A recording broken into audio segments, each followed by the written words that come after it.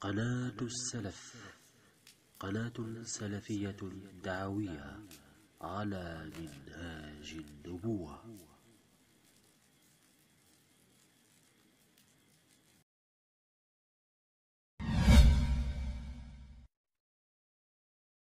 يا أهل الجزائر المجاهدين، يا أحفاد المجاهدين، لا تكتبوا تاريخكم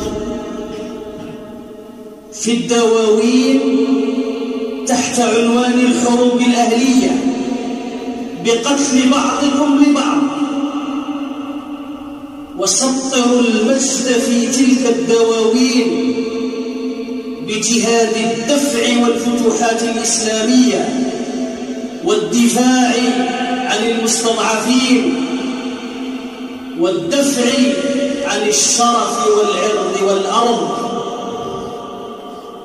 والزموا وصية النبي صلى الله عليه وسلم: لا ترجعوا بعدي كفارا يضرب بعضكم رقاب بعض. يا أهل الجزائر الشرفاء، يا أحفاد 1,500,000 من الشهداء، إن أجدادنا أخرجوا الفرنسيين المستدبرين من هذه البلاد أذلة صاغرين،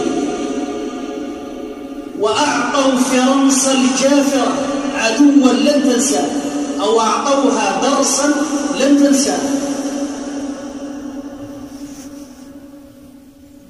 في عاقبة البغي وعقوبة الظلم والفساد، وأعطوا للعالم بأسره دروسا في التضحية والجهاد. دونكم طريق هؤلاء الشهداء، فإن فرنسا تحن إلى ماضيها في هذه البلاد، ويحدوها الشوق للرجوع إليها، فقفوا لها بالمرصاد ولا تسمحوا لها أن تضع هذه الأرض بأقدامها بعد أن طهرها الله من رجسها.